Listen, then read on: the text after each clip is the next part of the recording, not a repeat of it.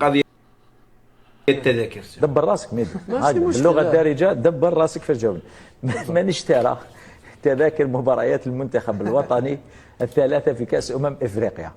دخلوا انظار المنتخب الوطني باش يشريوا تذاكر، قال لك التذاكر كلها نفذت وبيعت.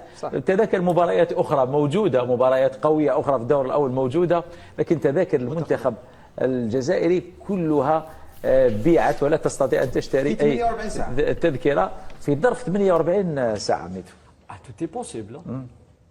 من اشتراها؟ هل اشتراها الجزائريون؟ هل اشتراها المغاربه؟ شراوها المغاربه باش يعاودوا لها في سوق سوداء، يعرفوا باللي انا نقول لك شكون لي زالجيريان سورتو هادوما اللي عايشين في المهجر راح يكونوا بقوه في كاس افريقيا. وممكن يكونوا اصلا شغل كما نقولوا احنا بالعاميه حجه وفرجه، كاس افريقيا وسياحه. وانا الاشكال في فتره راح تكون في لاصقه مع نهايه السنه الميلاديه، يعني راح يكونوا بقوه.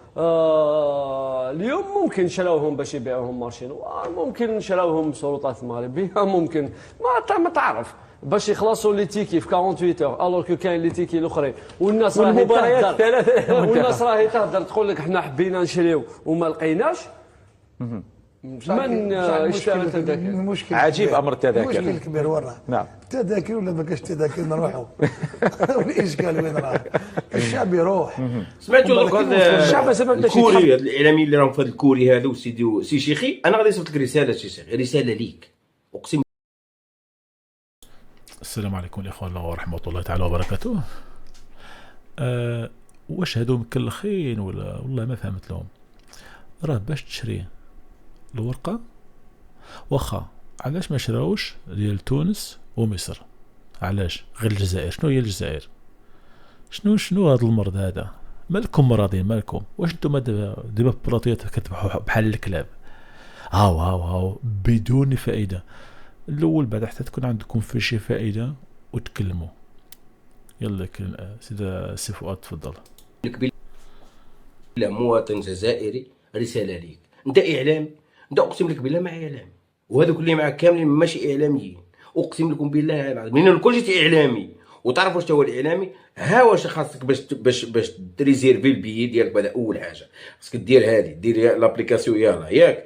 من دير لابليكاسيون يلا ودخلوا تريزيرفيو ودخلوا ديروا. قبل ما تريزيرفي واش خاصك دير؟ خاصك دير الفيزا الالكترونيه، دومانديها من المغرب فيزا الكترونيه، موراها تريزيرفي لوطيل الفندق، موراها تشري التيكي ديالك ودير لي بيي ديال الطياره. هذوك واش خاصك تقول لهم؟ لانه انت اعلامي نورمالمون خصك تنور الجماهير اللي في الجزائر، لانه اللي في اوروبا راه قطعات التيكي ديالها وعارفه واش راها دير. بصح انت كاعلامي اللي راك في هذاك الكوري نورمالمون خصك تنور الشعب اللي راه يسمع لك. ولكن انت بالخبز ديالك باغي زعما تصحى صرا في المخزن، صرا في القجاع، كيما الاخر قال لك غادي الجمهور يمشي. باش يمشي وباش يمشي يا موسوني، يا اللي كنت تلعب شايبه القبائل، باش يمشي يا موسوني. زعما انتم راكم زعما صاحبي والله قسم لك بالله يا الكلاخ راسك. ها نوريكم، ها الفانيدي، ها الفيزا الكترونيه خصك ديرها، ها الروينه اللي خصكم ديروها. واش نتوما الكلاخ في راسكم؟ ما درتو، ما قلت لهم ديروا ابليكاسيون وديروا هذيك البيس ديال يارا، ما قلت لهم ودي راه كاينه فيزا الكترونيه وديروها والشعب راه كامل عارف الا كاينه فيزا الكترونيه. ما قلت لهم